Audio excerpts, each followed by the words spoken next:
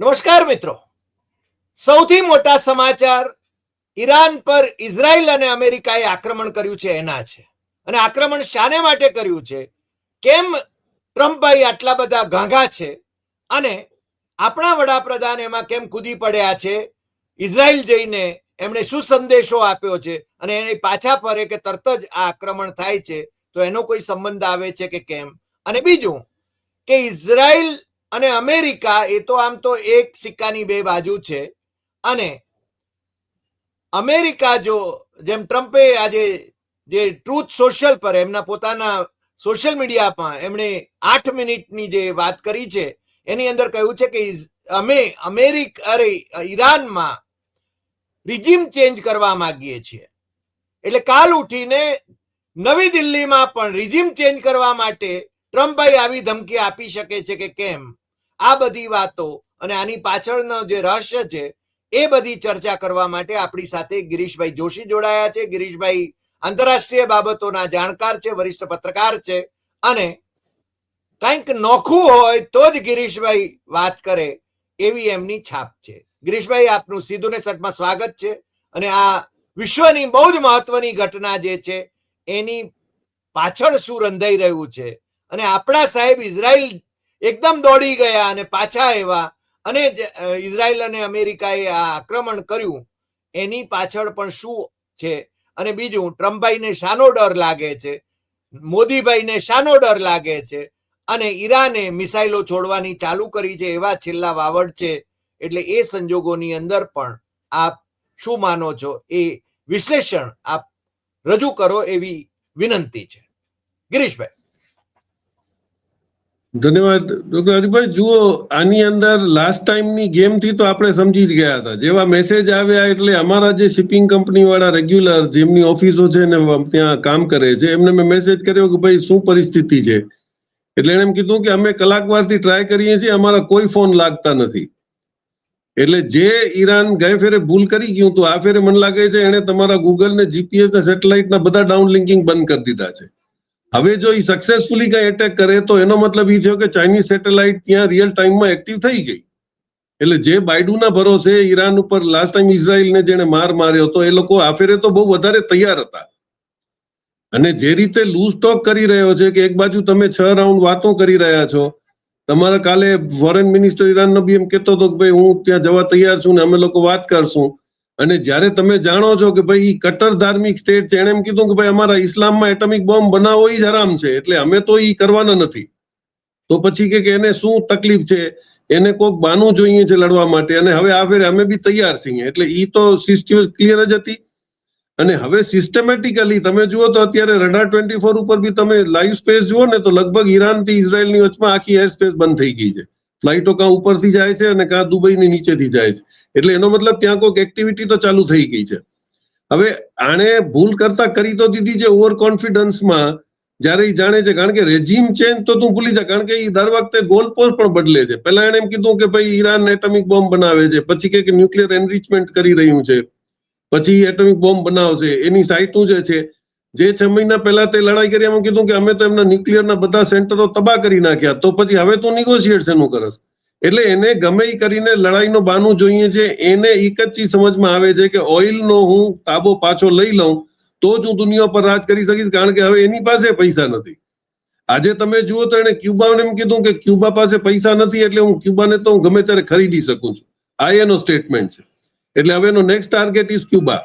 હવે વેનેઝુએલામાં જે કરવા ગયો અને વેનેઝુએલાનું ઓઇલ ને બધું એને લઈ લીધું, એને તાબુ કર્યું છે. એટલે આપણે 2-3 કલાકની અંદર એ ખબર પડશે, કારણ કે જ્યારે એને ખબર છે ઇઝરાયલને કે તારી પાસે એરો છે, ડેવિડ્સ લિંક છે કે આયરન ડોમ છે, એ બધા એની મેક્સિમમ કેપેસિટી છે 7.5 મેકની મિસાઇલ આવે તો એને કાઉન્ટર કરી શકે. હવે ઓલો ફતેહ તો 12 અને 15 મેકની બનાવીને બેઠા છે. જે દિવસે મારશે તે દિવસે તમારા શું હાલ થશે?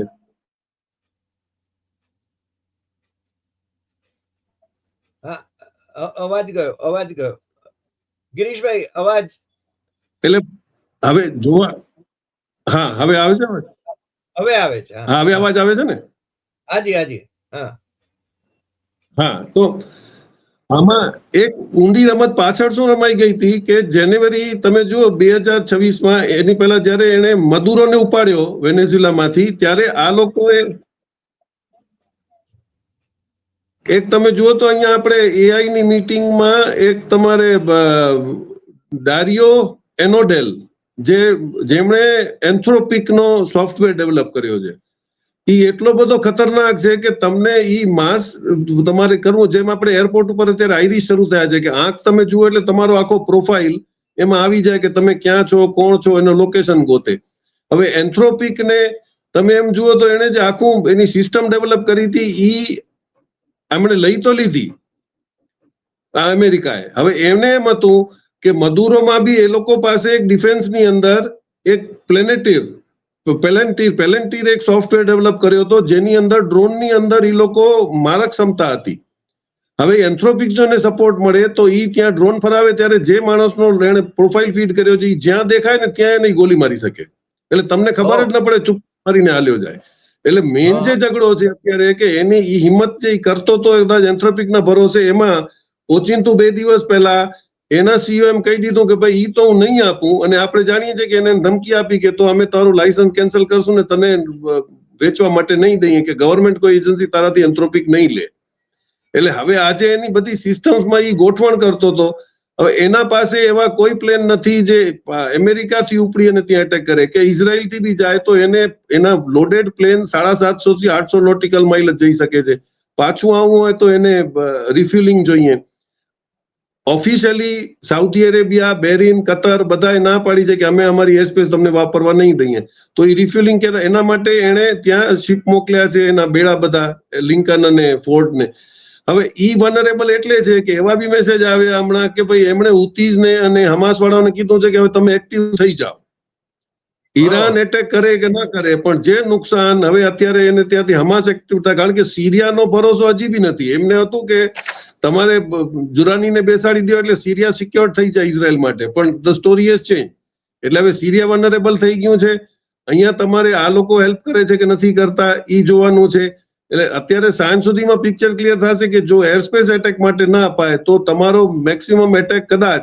અને 2 દિવસ પહેલા ચાઇનાએ પણ કીધું કે મેં તમને સ્લુથ ઓટોમેટિક તમને સબમરીન્સ આપી છે રોબોટિક, જે તમારા આને એક જ માં ડૂબાડી શકે છે, એટલી એની કેપેસિટી છે. એટલે હવે આ બધું જે ત્યાં મસાલો ભેગો થયો છે એટલે હવે શરૂઆત છે, આગે આગે દેખતે હોતા ક્યાં. પણ એને જે ભરોસો હતો કે હું બધા ઇન્સ્ટ્રુમેન્ટ્સ વાપરી અને કરી શકે, એની અંદર ઘણા બધા વિડ્રો થઈ ગયા છે.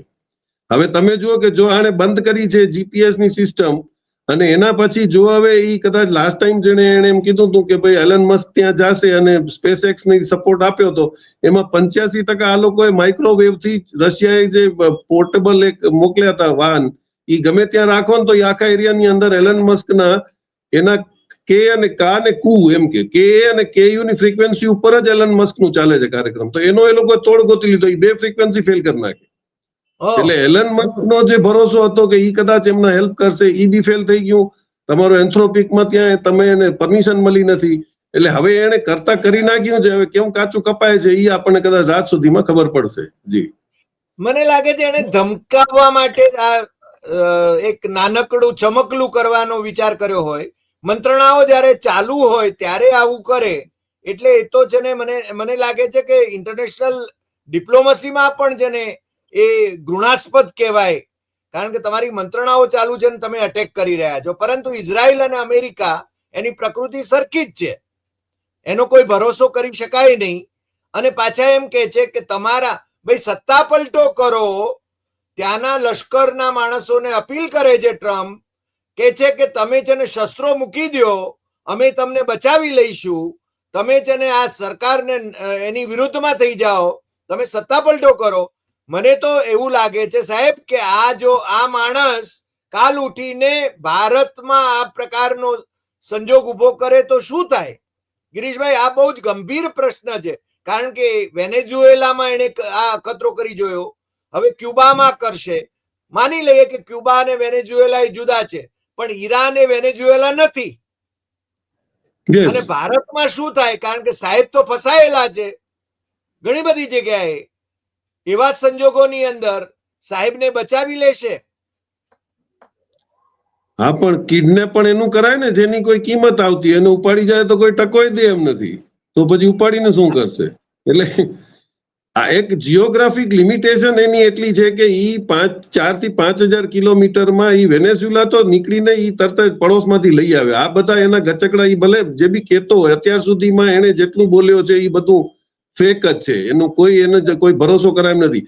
હવે અત્યારે ત્યાં કોંગ્રેસની જ મિટિંગમાં એવું ડિસિઝન લેવાનું છે કે ભાઈ જો ઈ ફૂલ ફ્લેજ વોર ડિક્લેર કરે તો has E taken permission from the Congress.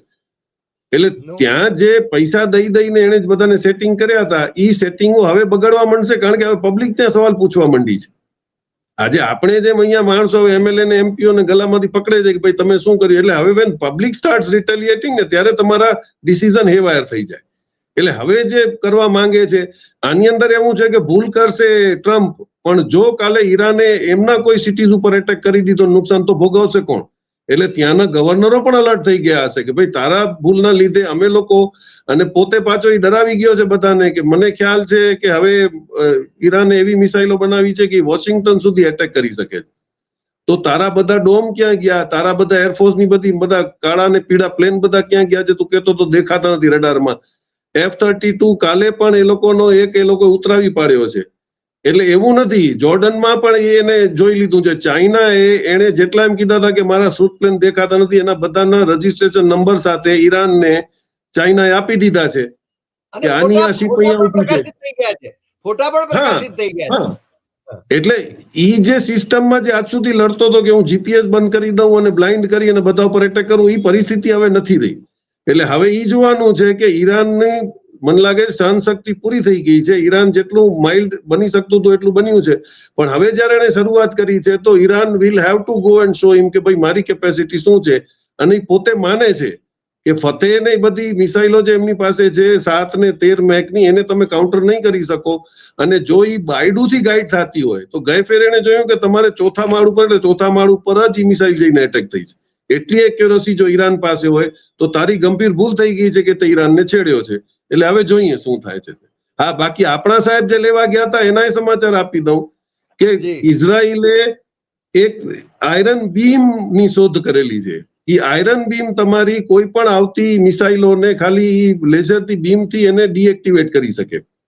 એટલે સાહેબને એમ બીક હશે કે ઈરાન ક્યાંક આ લોકોને ધસી નાખે તો આપણે ઉધારનો માલ પડે એ તો લઈ આવીએ. એટલે સાહેબ મને લાગે ટેકનોલોજી લેવા ગયા હશે કે આ તો આપી દો, મારે અડાણી બનાવશે શું પછી. એટલે એમ કે છે કે એમઓયુમાં ડિક્લેર્ડ નથી, પણ આયરન બીમ ની કઈક વાત થઈ છે કે આ ટેકનોલોજી તમને આપશું એમ. કારણ કે હવે આપણે ગિરીશભાઈ, ઈરાને ગઈ વખતે જે મિસાઇલો છોડી એમાં એ લોકોનો પોતાનો બચાવ જો એ ન કરી શક્યા હોય અને એમના શહેરો છે ને બરબાદ થઈ ગયા હોય, એમની બિલ્ડિંગો, એમનો કમર્શિયલ બિલ્ડિંગો બરબાદ થઈ ગઈ હોય ઇઝરાયલની, તો પછી જેને એ ભારતની શું મદદ કરવાના એ રીતે. પણ મને લાગે છે પેલો કબાડ છે ને વેચવામાં કાઢે એવું બને, જે રીતે ત્યાં આગળ કહ્યું તું મસ્કે એમ. હા, પણ તમે જો ડિપ્લોમેટિકલી ગાઝા ઉપર આટલો એટેક થયા પછી હમાસ શાંત બેઠું છે, પણ હમાસ અને ગાઝાની વચમાં અંડરગ્રાઉન્ડ ટનલો એટલી પાવરફુલ છે કે ત્યાંથી આ લોકો ગોતી નથી શકતા. તો આ ગાઝામાંથી નીકળેલા માણસો અત્યારે હમાસમાં ત્યાં નહીં ગયા હોય પેલેસ્ટાઇન એરિયામાં, તો એની ગેરંટી શું? એટલે હવે જે એટેક થશે ગ્રાઉન્ડ ઉપરથી, કારણ કે તમે નોન સ્ટેટ ઓપરેટરોને કેવી રીતે પહોંચશો? કારણ કે એમનો કોઈ યુનિફોર્મ નથી હોતો, એમની કોઈ ગાઈડન્સ નથી હોતી. તો આવી કે મારી નાલેજ આટલું લડ્યા પછી પણ ગાઝામાં હજી એમના લડવૈયાઓ તમારી ટેન્કો ઉડાડી દે છે એકલો ખભા ઉપર લઈ આવીને. એટલે ઇટ ઇઝ વેરી ડિફિકલ્ટ, કારણ કે ત્યાં ત્રણ છે. હવે એને હુતીઓથી લડવું પડશે, કારણ કે યમનની બહાર તારી શીપો ઉભી છે, ત્યાં હુતીઓ તને શું નુકસાન પહોંચાડશે એ તને કાઉન્ટર કરવાનું છે. હમાસ તો ઓલરેડી તૈયાર બેઠું જ છે, હિઝબુલ્લા તૈયાર બેઠું છે. એટલે ઈ બધી સાથે તારે ઈરાનની આર્મીને પણ કાઉન્ટર કરવો છે. એટલે હવે જોઈએ કે જો ઇઝરાયલે બહુ મોટી ભૂલ કરી હોય તો એને શું નતીજો ભોગવવો પડશે. અને કોમેની લાસ્ટમાં કહી ગયા હતા કે આ ફેરે જો એટેક થયો તો ખાલી તમારા ડિફેન્સના સેન્ટર જ નહીં, ડેપોઝ નહીં, અમે ઇઝરાયલનું જ પૂરું ખાતમું કરી નાખશું. એટલે ઇટ્સ વેરી ડિફિકલ્ટ. આ શરૂ કર્યું છે, એનો અંજામ સારું નહીં આવે. જી ગિરીભાઈ, છેલ્લો એક સવાલ પૂછવાનું મન થાય છે કે હાઈફા બંદર છે ને આપણા ભાઈએ બાંધ્યું ત્યાં, અથવા એનો વહીવટ સંભાળી લીધો. હાઈફાની પરિસ્થિતિ શું થાય? કદાચ સાહેબ એટલા માટે તો નહોતા ગયા કે ભાઈ હાઈફાને બચાવી લઈએ. અત્યારે એવું હતું કે તમારા ભરોસે નેટોની એગ્રીમેન્ટ શું હતી કે એક ઉપર એટેક થાય તો બીજા ઉપર તમે એટેક માનવામાં આવશે. હવે અત્યારે નેટોમાં એવો કોઈ દેશ જ નથી રહ્યો કે જો હાઈફા ઉપર તમને બચાવવા માટે કોકને તમે કોલ કરશો તો કયો આવશે, નાટોનો કયો દેશ તને બચાવશે? એ પોતામાં જ પૂરા નથી. અને અમેરિકાની ચાલમાં પોતે જ ફસાઈ ગયો કે યુક્રેનની અંદર બધા તમે હથિયાર વાપરી નાખો, હું બેઠો છું. હવે ઓલા હથિયાર વપરાઈ ગયા, હવે એટેક થશે તો તારા પાસે પૂરા નથી, તું નેટોને કેમ બચાવીશ?